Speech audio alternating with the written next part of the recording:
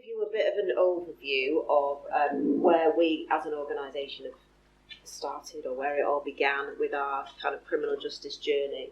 And the things with a star at the end of them are the things that I'm going to focus on in this presentation today. So, as an organisation, I mean, I've worked for the National Autistic Society for, it will be 18 years in a couple of weeks. And criminal justice-wise, there's been a whole host of things that we've done, but I guess up until 2013, they'd always been an add-on to other people's roles. So we did what we could, and we responded to certain issues and concerns that were brought our way, but we didn't really kind of fully start to do some real pieces of work until 2013. We did have an Autism Guide for Criminal Justice Professionals, which we brought out in 2005, and we updated it a couple of times. But actually, I always felt about the guide that the focus really was around the police and a little bit on courts, didn't really refer to other criminal justice professionals. And we were given some funding by the Department of Health, as it was then, to really have a look at that guide, and that's one of the things that I'll speak about. Because there had been a real issue in, there'd been a few cases in relation to how the police had treated autistic people, and there'd been lots of things that had been brought to our attention where people felt that we needed to do something as an organisation. So I'll tell you a bit more about the development of that guide. We had a project, we got funded by it was then the National Offender Management Service, now Her Majesty's Prison and Probation Service, to do a piece of work, and it was a joint piece of work that we did with two other organisations. So we did it with the British Institute for Learning Disabilities and Dyslexia Action, and we each had different parts, different pieces of work that we did relevant to the disabilities that our organisations were representing. And ours, and this was what we were asked to do, was about raising awareness of autism within prisons. And there were 3 prisons that I worked with when we did that piece of work. And I think it was really interesting that for that start of the journey to do that piece of work, because when we spoke to staff, their ideas of autistic people were, if they didn't have a personal connection to autism, were Rain Man and Stephen Wiltshire. Remember Stephen Wiltshire, the guy who's drawn amazing skylines after having just seen him. That was their views of what autism looks like. And so there were lots of people who were actually within their prisons at the time that I did this piece of work, who I recognised as being autistic, and they didn't. Often they recognised them as being quite difficult people that they didn't really understand, but they didn't look like Rain Man or Stephen Wiltshire, so they didn't recognise the autism. So I think that gave us a really interesting kind of perspective on what was going on. In 2014, and again I'll expand on this a bit more, we started to do some work around accreditation in the criminal justice system. We provide the Secretariat for the All-Party Parliamentary Group on Autism, and they have had an interest in criminal justice for a few years now, and we had a meeting back in November 2014, and it was an interesting one because while we were planning it, the thought, particularly amongst some civil servants, was that we probably wouldn't get many people there, probably wouldn't be that much interest. We had a decent sized room at the House of Commons, but nobody expected it to be as packed as it was. It was standing room only. And I've always kind of described it as a bit of an odd meeting because there were lots of people talking about either their own personal experiences, or there were family members talking of their sons and daughters' experiences of the criminal justice system, and it was pretty much horror story after horror story. There were positive stories that we were hearing about. And I say it was an odd meeting because despite all of that, there was an energy in the room. There was a feeling that this was kind of the start of something. And I don't think it was something that anybody expected. And I guess it was the start of a number of things, and I will talk about what some of those are. We've had funding from Her Majesty's Prison and Probation Service since 2017, where we've done a piece of work with the National Probation Service and 5 prisons that we're working with. I'll I'll tell you about in more detail. I've already mentioned about the guide that we've produced, and again I'll give you some more detail around that. It's great, I see, Anne, that you've brought some of the resources that I've already put up there, some of the things that we've been involved with. And I guess one of the things for me about these resources, and I think it's great that you've actually brought them with you, is lots of work goes into these resources. You know, lots of time and energy and conversations go into them, and I often wonder how well are they used? How many people know about their existence? You know, and I guess in Ireland, even if the situation is different, if the criminal justice system is different, there are elements within all of these that are absolutely relevant for everybody. But it is something that I often think about. We've got some fantastic resources there, but are they being used and are people aware of them? And I'll speak to you about our latest campaign. In a way, I kind of wish I'd done it the other way around, because I'm going to start out with some positive stuff, and then the title of our latest campaign kind of gives the game away a little bit. It's not one of the most positive things in terms of what's going on for autistic people. And there is a chapter which is about the justice system, but it looks at support as a whole that autistic people, I was going to say, are receiving, in many cases not receiving, and how sometimes the impact of that might be that people find themselves in the criminal justice system. Okay, so I don't know if people are aware of Autism Accreditation. It's something that we've had in the NAS for 25 years now, and it's a quality assurance programme. It's an international quality assurance programme. And we have a real diverse range of services who are working towards and have achieved accreditation. When it first started, the focus was largely on autism-specific schools and adult services, as you would expect. And from that time, it has increased hugely. We have a whole range of different services who are involved.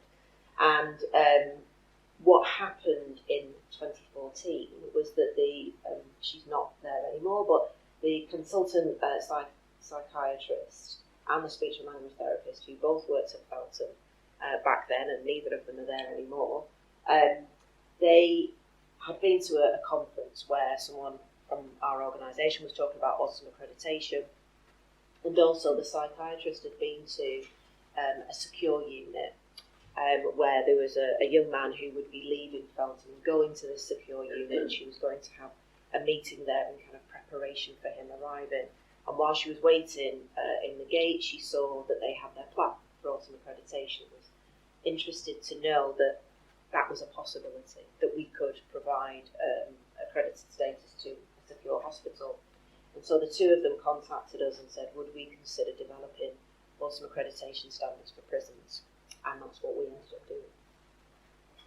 The reason why they wanted it was because they had, I mean, this is really unique, they have had, still have, an autism service at the prison that's been there since 2012. They are able to assess and diagnose those young people and then provide them with the support that they need afterwards. So in terms of the post-diagnostic support that they're able to provide, for me, and this, I always find this an odd thing to say, it's incredible to see that level of support that they're able to offer for some people is better than what they would get in the community. I know it was kind of mentioned before, you've kind of got this opportunity where that person is in a setting for a set period of time, and certainly through the autism service that they have at Felton, they don't waste that time in terms of working out what's going on for that individual. And I know, again, with Susan's presentation before, talking about some of those missed opportunities, I think that we have felt more confident in our abilities to recognise and diagnose young people who are autistic. And yet, for Felton, there is a need for this service because they're finding that around half of the autistic people that they have in the prison, they have provided that diagnosis for them. So they're still being missed. They work with people from 16 to 21. So there's still lots of people who aren't being identified. And when we look at some of the things that have gone on as to why they've not been identified, it's quite interesting because some of the paperwork pretty much describes autism but doesn't use the word, and no one has kind of put two and two together. often a lot of the things that have been written about these young people are about their behaviour. They're difficult, they're challenging young people, and people see that and they don't see, could there potentially be a reason as to why we are finding them difficult and challenging. So, and as I said, they can provide that assessment and provide the diagnosis if that's appropriate for people. But in terms of giving them that post-diagnostic support of what does that mean now that you are 60 or 21 and you've just got your diagnosis, what does that mean for those years that have gone before? What does that mean now that you are in the environment that you're in? And what does it mean for your life when you leave custody and you start this new life with this label that you didn't know that you had before? They're able to do a lot of that work. They also do sensory assessments as well, which is crucial in a prison, and I'll talk about some of the sensory challenges as well. But despite all of that, what they felt was that for some of the autistic people that they'd have within the prison, some of them they felt that they'd been able to support them really well, really effectively, and others they just felt that that hadn't been the case, and they wanted to know more about that, but really struggled to find a tool that would be able to take into account the fact that it's a secure setting, but also that there are a number of different agencies all working in that prison, and sometimes not all working collectively together. So they asked us if we would come and have some discussions with them and then write these standards. As I just mentioned, one of the things that really stood out was in Felton they have 2 healthcare providers, 2 education providers, plus the staff that work in the prisons. And what they were saying was, in terms of what happens for an individual, we only really have those joint discussions about what are we going to do to help and support them when there's a problem. We don't kind of proactively sit around and say, what would be good for us to do for autistic people in general? That wasn't happening at that time. And it was something that people felt they really needed to do. Rather than it being a reactive response, they really needed to have a proactive response and to be having some of these discussions together. The other thing that really came out was that there was pockets of good practice across the prison, but it wasn't shared. So there were some things that would happen, say in education, that would be really beneficial for an autistic person, but that information wasn't fed through onto the wing, so it wouldn't happen there. So there may well be lots of issues and challenges on the wing, and education said, we don't have a problem, they're absolutely fine when they're here. And there wasn't any further discussion that went on that said, well, how come you haven't got a problem when we do? That wasn't happening. So what we decided to do was to write the standards. So all of the standards have the same headings. They all need to look at the same areas of work, but we asked them slightly different questions depending on what part of the prison that it was. And the reason why we did that was because it makes them sit down around the table and say, let's talk about the environment as an example. What is it that works in your education setting? Or what is it that you do in healthcare that would work well for someone who's autistic? And are there ways that we can try and develop that across other parts of the prison?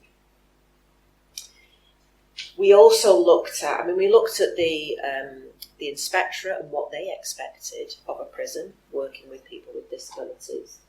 There was a joint inspectorate that was done, I think that was 2014, that looked at the experience of people with learning disabilities and autism. Again, didn't make for a particularly positive reading, but actually for us was really useful to see where they felt that prisons were falling short in supporting people with learning disabilities and autism. But and we also looked at good, positive examples where they felt they'd done really well. We looked at that and thought, what is it that made that a good experience, and how do we make sure that more of that is happening? But we also looked at those examples where they felt that things hadn't worked well, and we really kind of scrutinised that so that we could make sure that we could improve the quality of support that was happening for people. But what we were very conscious of was we didn't want to develop something that only works with young people. We wanted it to work right across the prison estate.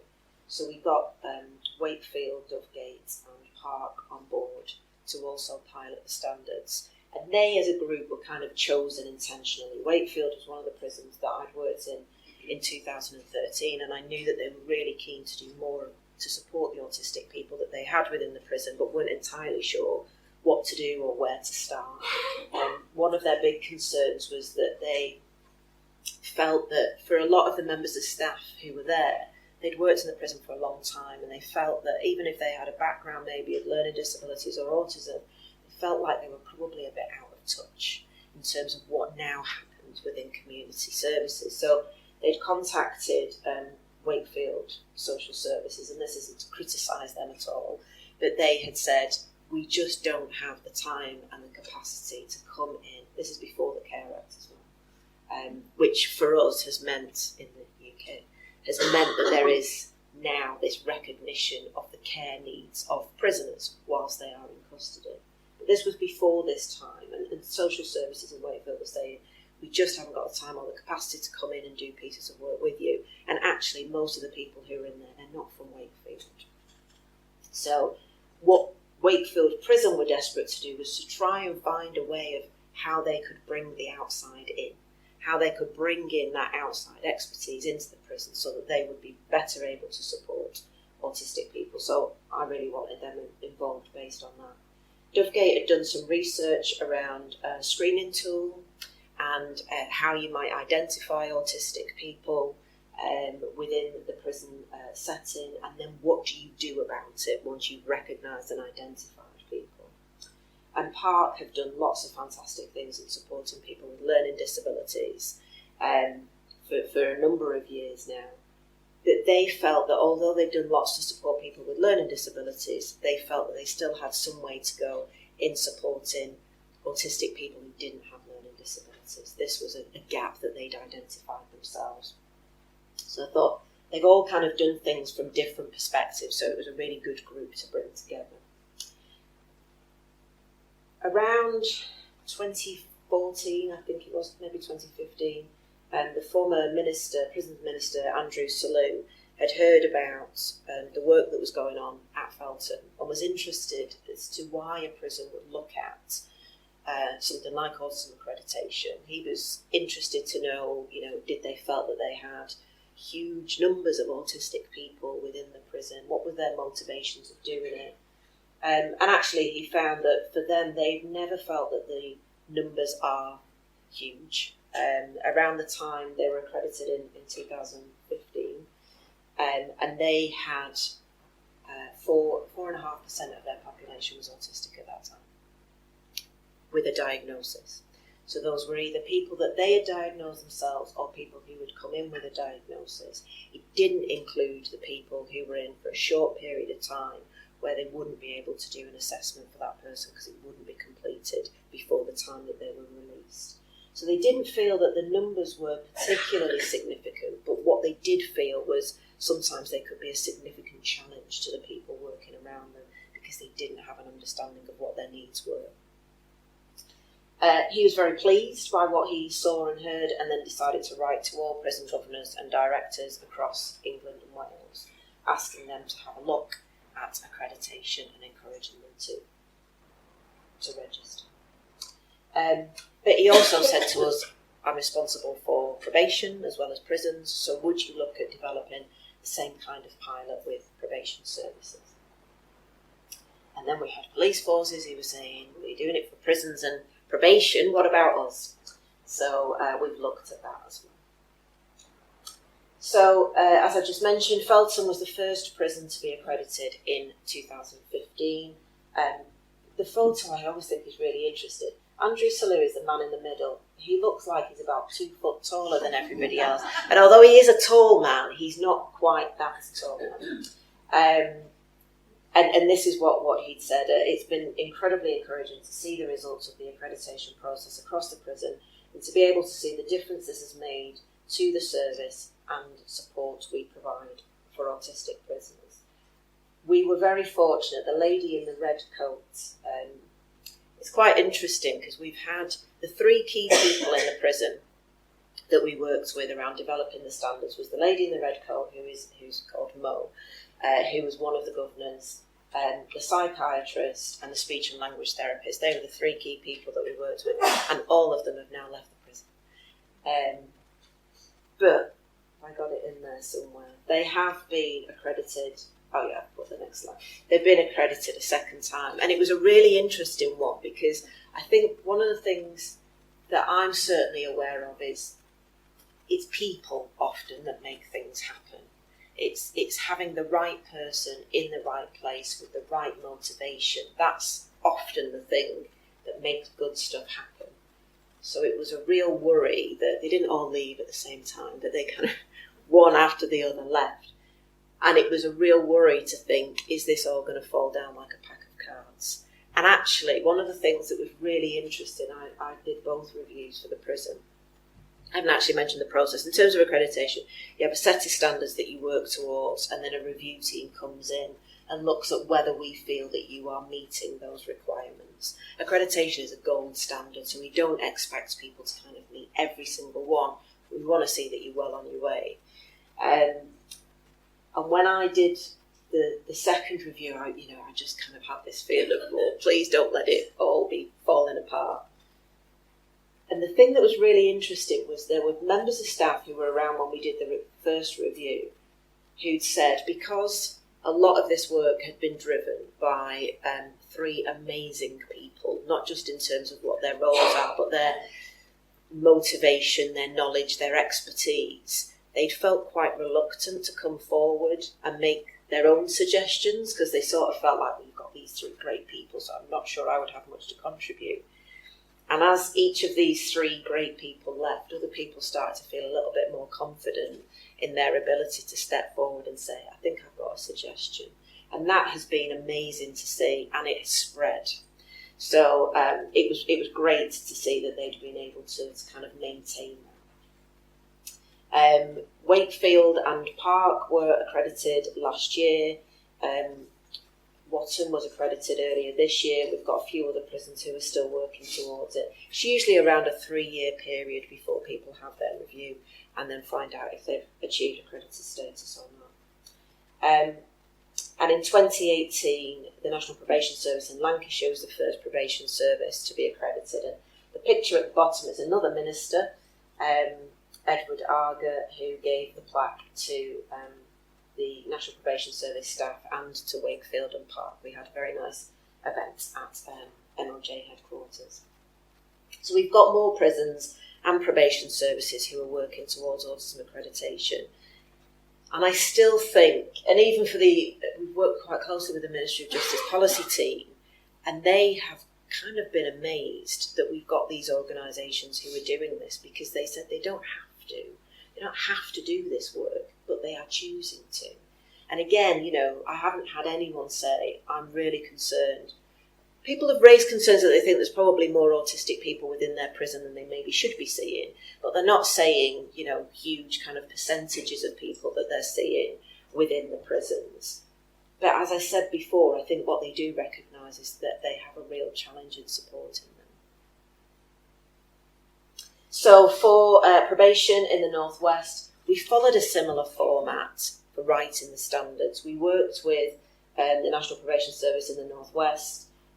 We worked with them in the Midlands, and we also worked with probation service. I'm telling you news that's going to be relevant for a short period of time. It has been privatised in the UK. It's being renationalised, although I heard that the new term that they're using is not that it's being renationalised, it's being reunified. Call it what you want. It's coming back together. But the privatised half work with people who are low and medium risk offenders. And we spoke to them as well. We spoke to their community rehabilitation companies. We spoke to them as well, so that we could get this full picture of what is your experience of working with autistic people. What's the positives? What's the negatives? How do we try and make sure that we've got a set of standards that really challenges you to improve the support that you provide to them?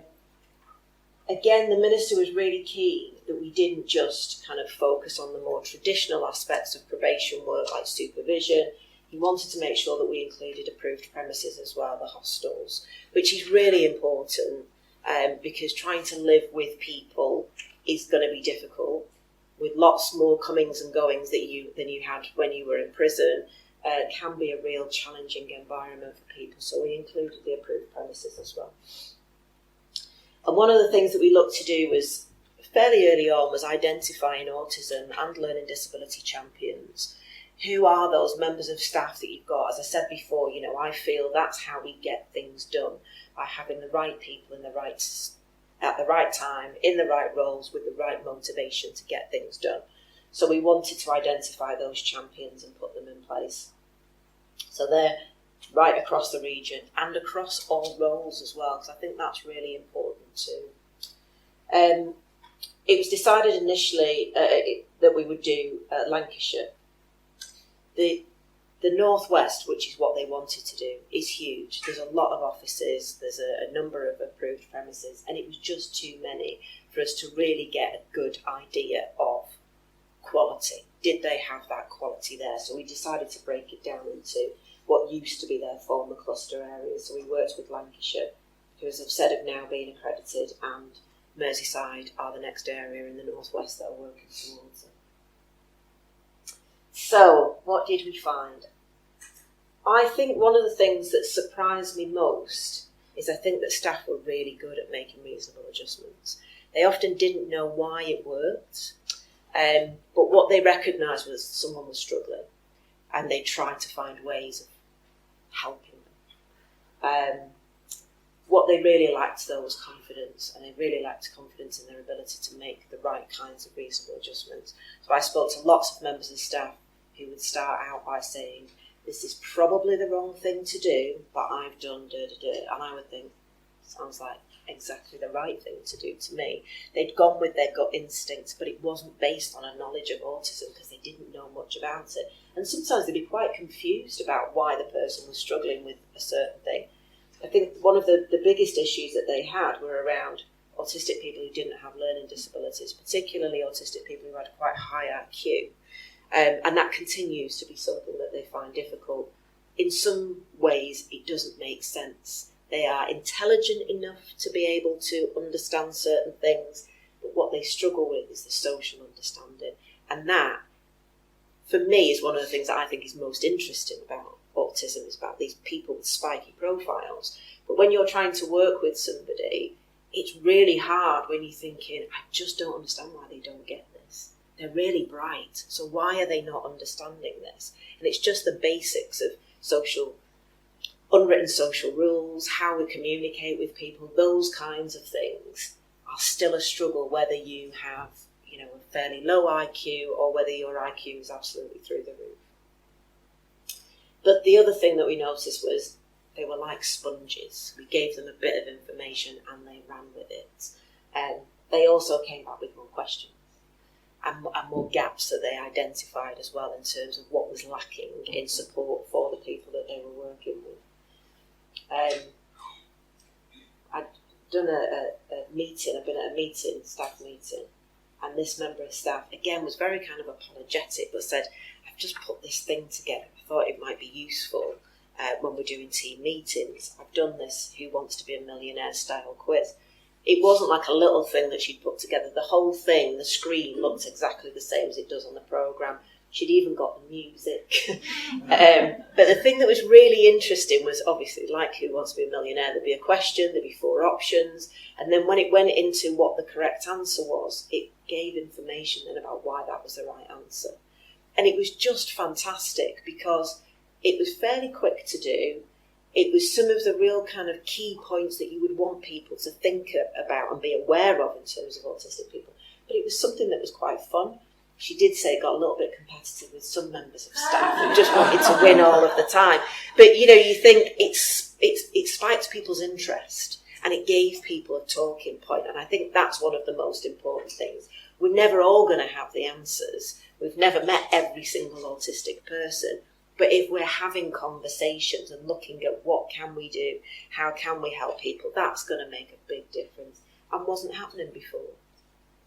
There's lots of resources that they've put together. I was doing some training in an office on Wednesday, and I was saying, has this just been put up for me? Because there was a whole display board about autism, but you could see it had been there for a little while. But it was being used. People were looking at the information that was on there. And I guess the main thing that we noted was that they wanted to do more. They knew that they had done a bit, but felt like there was still so much more that they needed to do. So they secured funding in 2017-18, and they asked us, well, they didn't ask us, but they put it out to tender, and we were successful in getting the contracts to work with them to improve their practice when they were working with people with learning disabilities and autism. And we had a number of different elements of the project. The first one was around the CLARE Act, and the reason why we did this was because we'd spoken to a lot of members of staff who just felt that social care was lacking in the lives of some of these individuals, and they were saying, I can't understand what they are being measured against. I think that they have a need. I have identified this need. I can't understand how someone has come out and done an assessment and said they're not eligible for any services. And so what we wanted to do was to give them an understanding of what people were being measured against, but also to let them know, if you think the wrong decision has been made, you can challenge that decision. But you might want to challenge it in an informed way, in a way in which you know what it feels a little bit like a game. You know, you need to understand what the game is in order to be able to get what you want from it. And that's not to say that we're kind of encouraging them to give people or get support for people who don't need support, but it's about where you've identified that actually it's not helpful for this person not to have certain support, then we need to be going back and having this conversation and challenging that. I still think there's lots that we need to do around that, because there have been examples where probation staff have written the most amazing emails to social care, clearly highlighting the difficulties that people have and quoting the CARE Act within their emails. And the decision, a bit like the reunification of probation, they haven't said that they've made a mistake, but they have said that they now have new and additional information that's made them reconsider. The challenge that we then have is about the support. So the fact that that person has offended often means that it's quite challenging for us to find services who are willing to work with somebody with a criminal record, particularly around individuals who've committed a sexual offence, who desperately need support around social opportunities. Trying to get support for them is incredibly challenging. So we did training on the CARE Act, looked at stress and anxiety, which we felt was really important, so that people had an idea of just how difficult it's going to be for someone to engage with a probation officer when they're coming to an office they've never been to before. It's often noisy. Whenever I've been into a probation office, there's a feeling of uncomfortableness that I have. You're not quite sure what might happen, and I don't sit in the waiting area.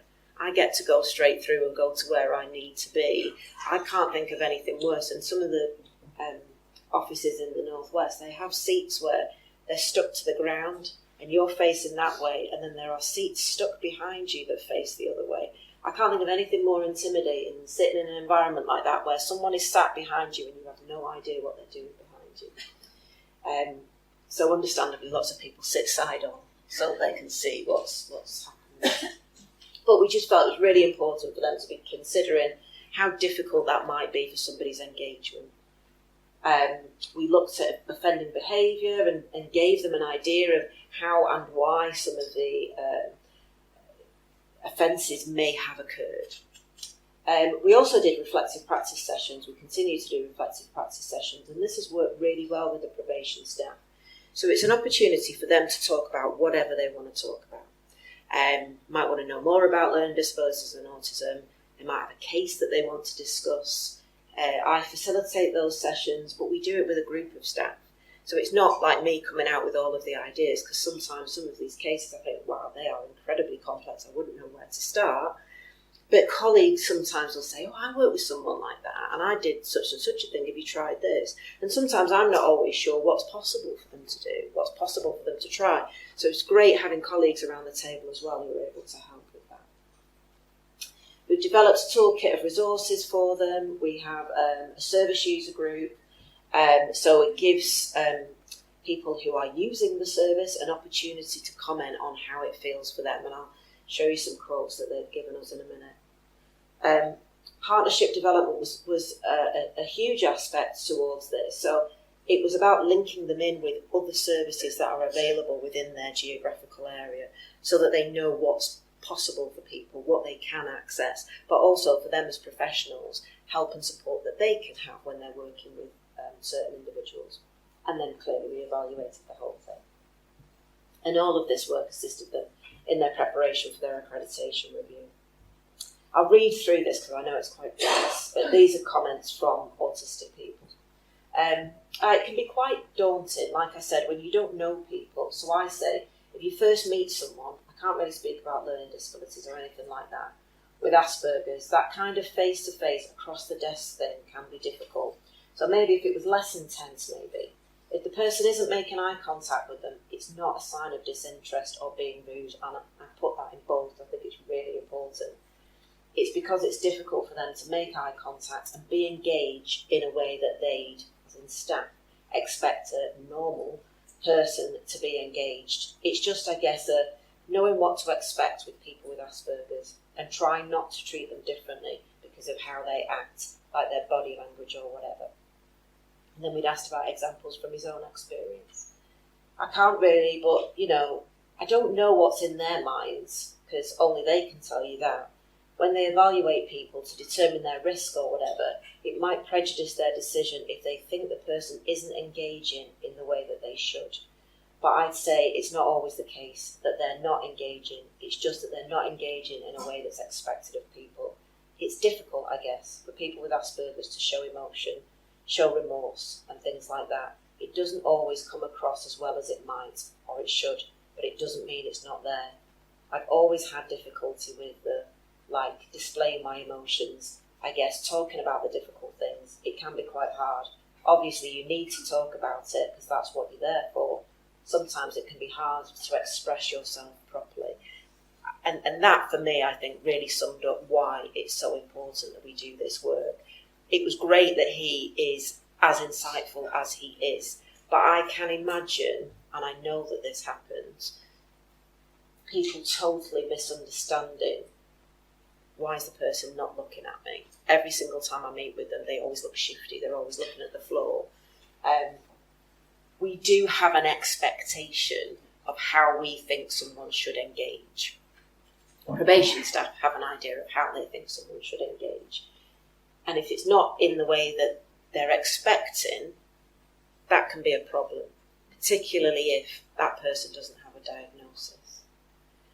Where they know that people have got a diagnosis, there's lots of things that they try and do, and they have that understanding and that recognition as to why the person might be behaving in the way that they are.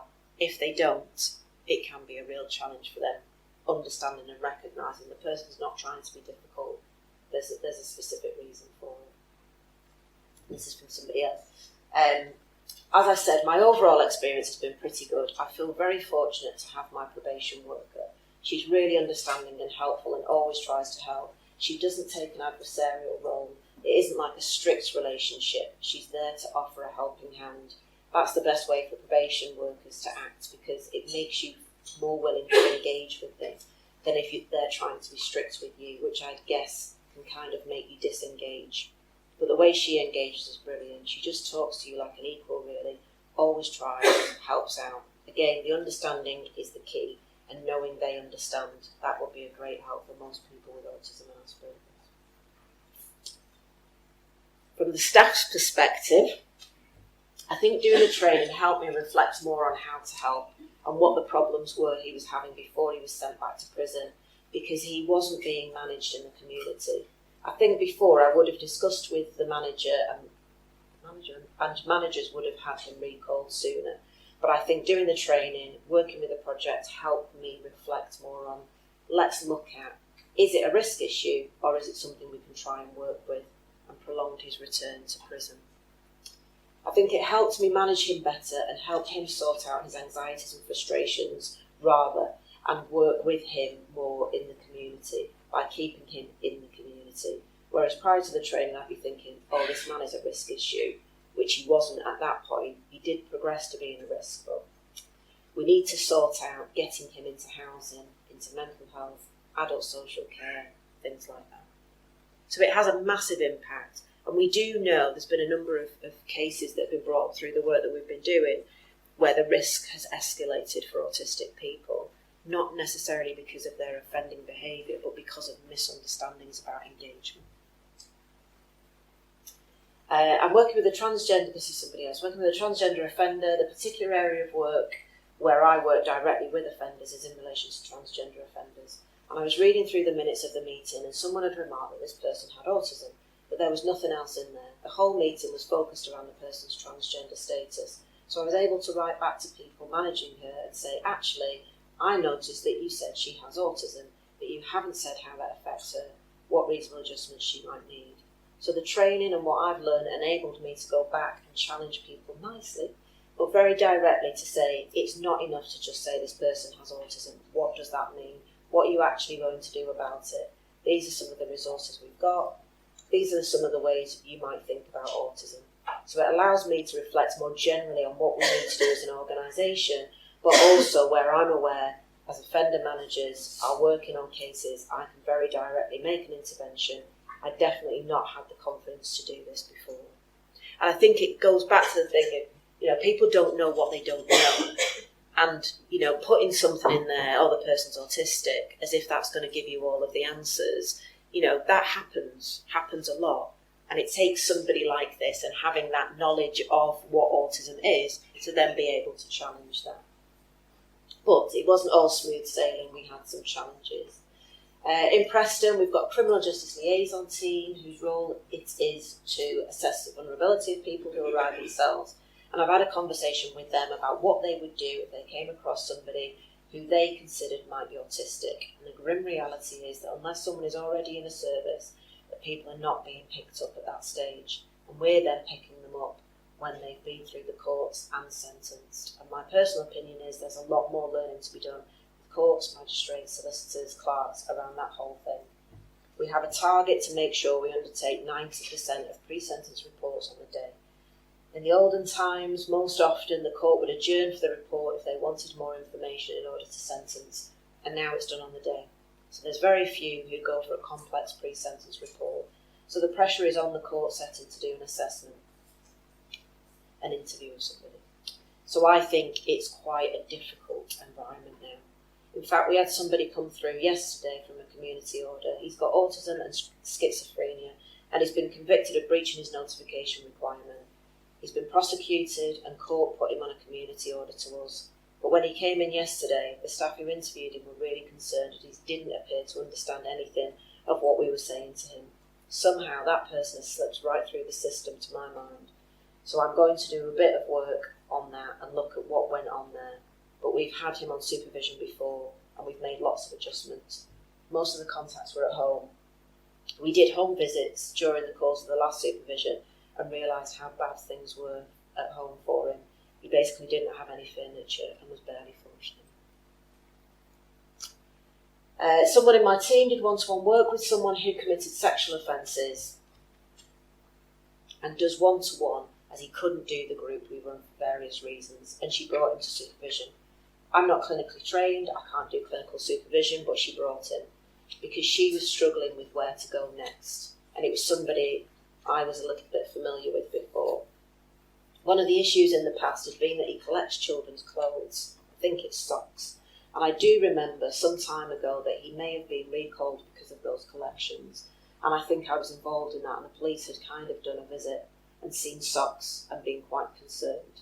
But I think because of the training, I was more able to say he hadn't been assessed as being autistic. Let's think about this. Because we've got our relationship with Guild Lodge, which is a secure setting for people with mental health issues. She said it's a personality disorder, but it's a range of mental health issues. They're very open to doing formulations for us with people where we think other things are going on. Then we can get a better picture. We're really, really lucky with that. So the outcome was that he was on the spectrum.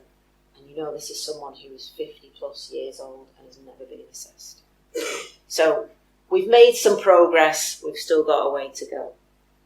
The current projects that we're doing is based on gaps that were identified in 2017-18. One of the things that came up as a major challenge for the probation staff was their links with prison. And just feeling like they'd had the training, they had a bit more knowledge and understanding of what autism was, and they could see that the people that they were managing who were still in custody weren't getting the support that they felt that they should be getting from the prison. And so they were really keen that we did a piece of work where we brought the prisons on board too. As I've mentioned before, there were some real concerns about autistic people without learning disabilities, and particularly some who'd committed sexual offences. There's a lack of knowledge or support about how to manage transitions in and out of custody, but also within the prison itself, and moves from prison, not horizon, to another.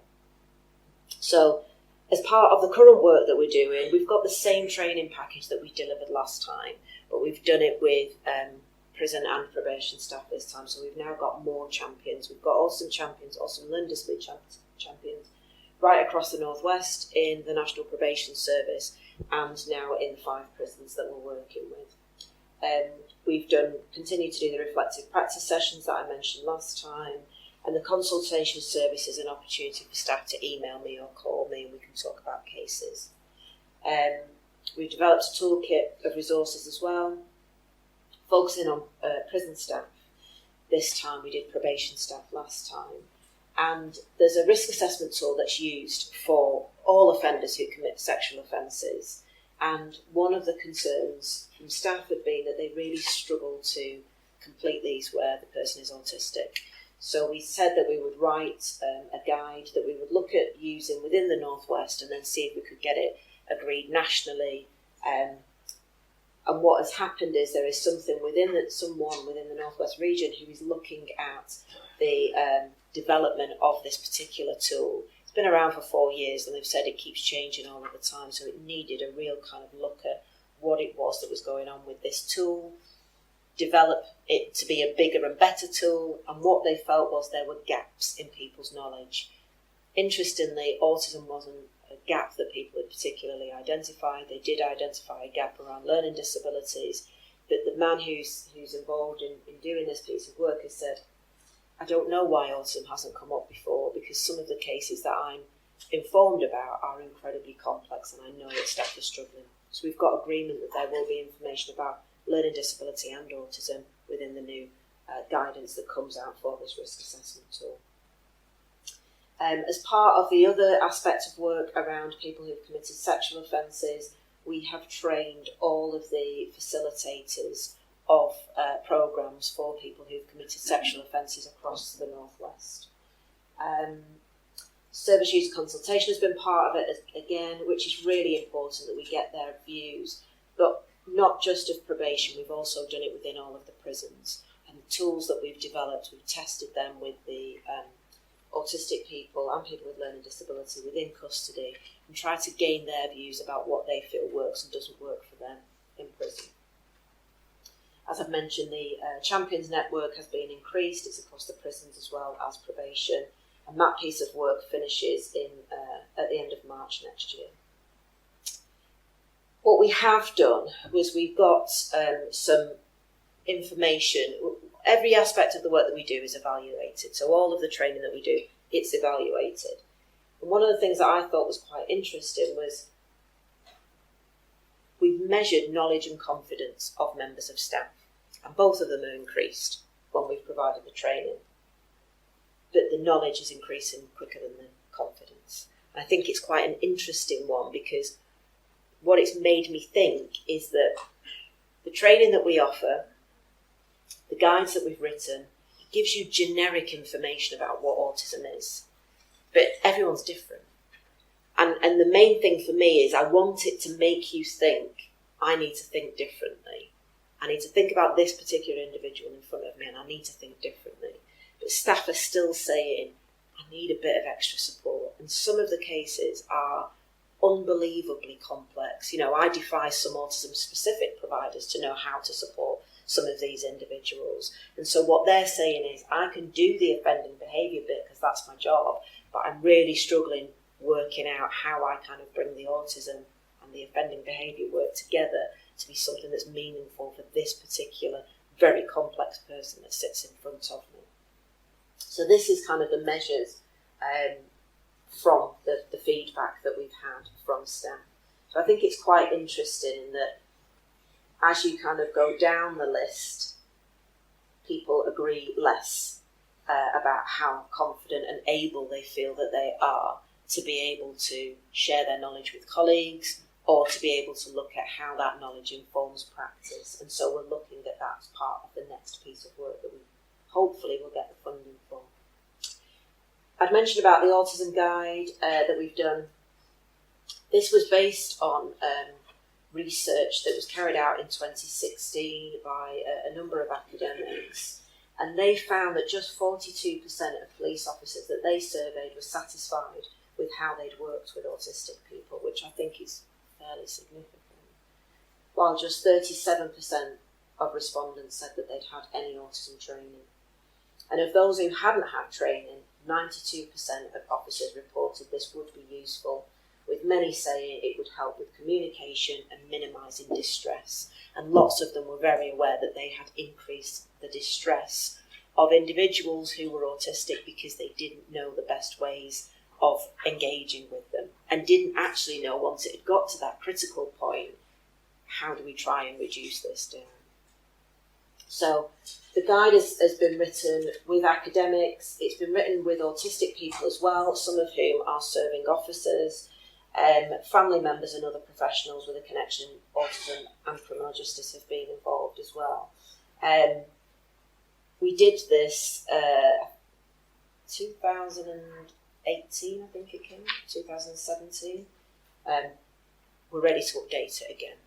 And it's been absolutely fantastic because we've had great feedback, particularly from police officers and staff who've said how helpful it is. And the way that it's written is it's done on chapters, so you don't need to read everything, you just need to read the bit that's relevant to you. So we've got information about custody. What is it that you need to think about when you've got somebody who's in custody? When you're interviewing somebody, what are those things that you need to consider? So if your role is about interviewing people, you only need to read the interview bit. Because the other thing that we heard from people was, we're really busy, we've got lots of things to do, we just want the information that we need. So there's obviously written information, but then we've got bullet points of kind of do's and don'ts that you might want to do if you've got an autistic person in police custody. So as I've mentioned before, we've got funding from Department of Health and Social Care, and the Ministry of Justice supported its development. If anyone wants access to it, it is free in the shop, in the NAS shop. You can download it as a PDF. But within the next couple of months, a new one will be available. So, just to finish off, in England, we have the Autism Act. It's the first piece of disability-specific legislation.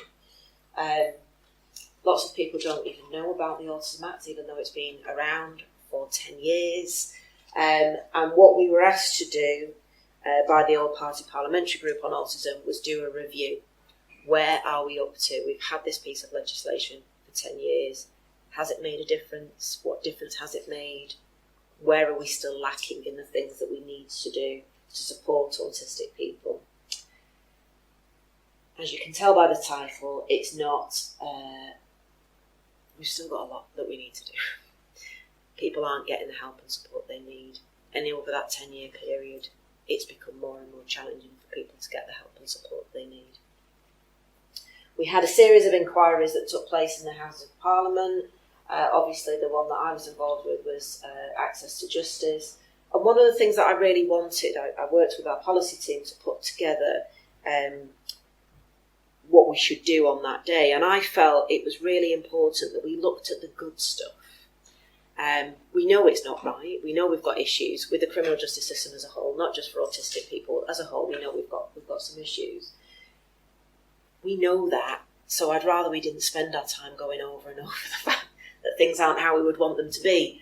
But there are some examples of good practice.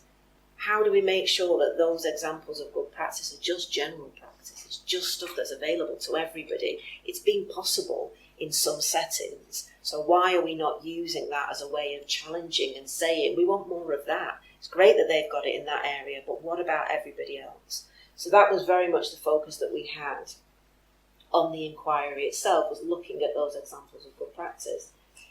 But we opened it out for public consultation, and the feedback that we got from those autistic people and their families wasn't a particularly positive experience. And actually, for some of the parents who came along to the inquiry that we had, a frustration from them was, it's great for those people who have access to that good service. We don't. And it's a little bit like torture, knowing that that's available and it's possible somewhere else, but we don't have access to it. So again, I think for me, the main thing that we need to do is make sure this isn't a postcode lottery. This is available for everybody. So this is what we were told. Only 6% of autistic adults and 5% of families feel that police officers have a good understanding of autism. Just 3% of autistic adults and 1% of families feel that criminal justice professionals other than the police, such as courts and prison staff, have a good understanding of autism.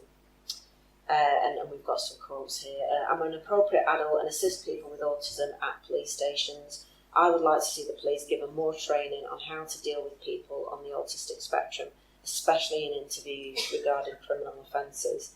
At present, I notice that the police have little understanding of the issues involved.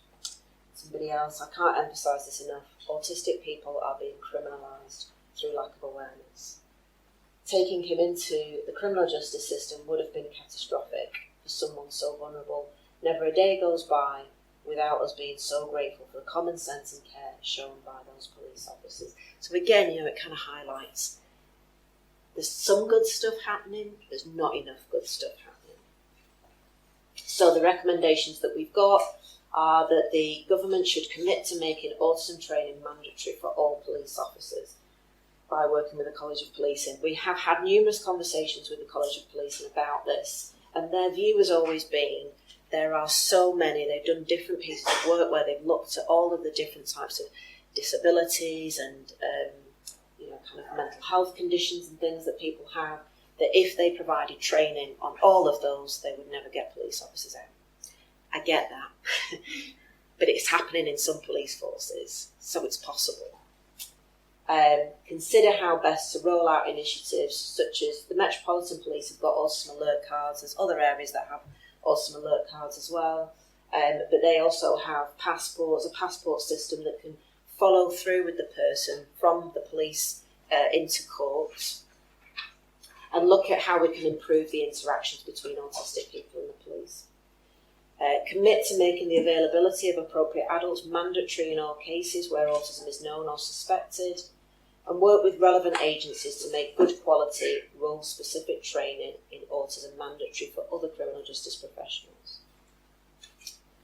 Promote best practice guides, as I mentioned before. There are lots of them, but probably not promoted as much as we would like. Ensure that contact with the criminal justice system is considered an indication that an autistic person may have social care needs. Consider extending the Registered Intermediaries programme to cover defendants as well as witnesses. Encourage more justice services to take part in autism partnership boards, which are available in every area. Record and report the number of people in prison who are autistic. Require all prisons to improve their autism practice, for example, through encouraging them to work towards Autism Accreditation. Thank you very much. I just put...